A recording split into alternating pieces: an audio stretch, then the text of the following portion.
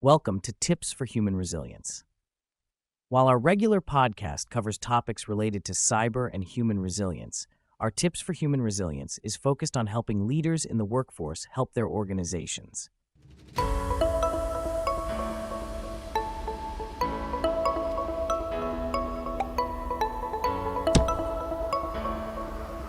Today, we're talking about 5 identity wins SMBs can complete in 15 minutes total.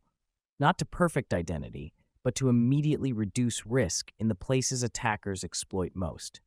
If you work in SMB IT, identity probably feels like one of those things you should get to someday. There are users, admins, devices, SaaS apps, contractors, permissions, exceptions, and legacy settings, and never enough time to tackle it all at once.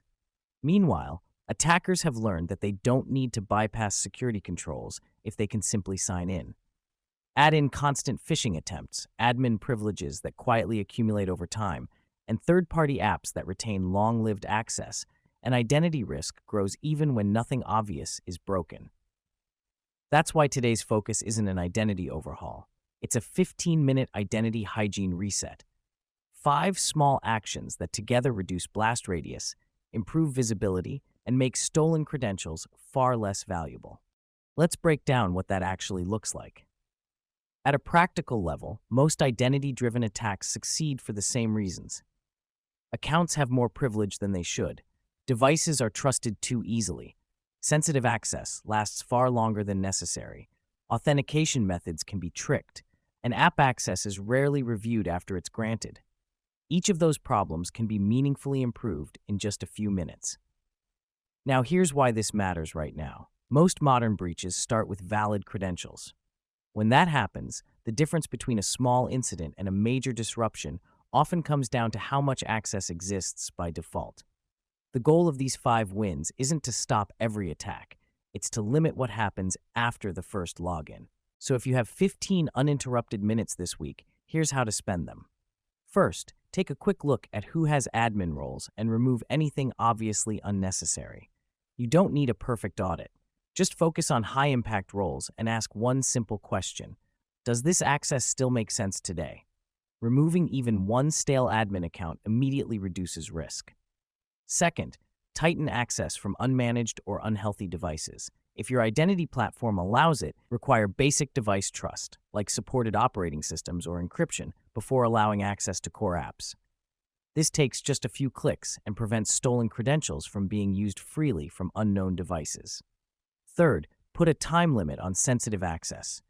If you have users with standing admin privileges, switch at least one high-risk role to time-limited access. Even setting admin rights to expire automatically after a few hours dramatically reduces how long an attacker could operate if credentials are compromised. Fourth, strengthen authentication for your most critical users. You don't need to change MFA for everyone. Focus only on admins, finance, and executives, and move them to phishing-resistant authentication where possible. Protecting this small group delivers disproportionate security value. And fifth, do a fast scan of third-party and OAuth app access.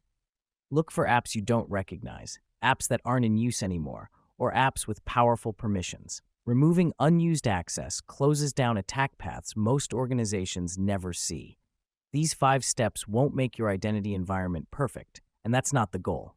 What they do is remove unnecessary trust, reduce standing exposure, and make identity-based attacks far less damaging.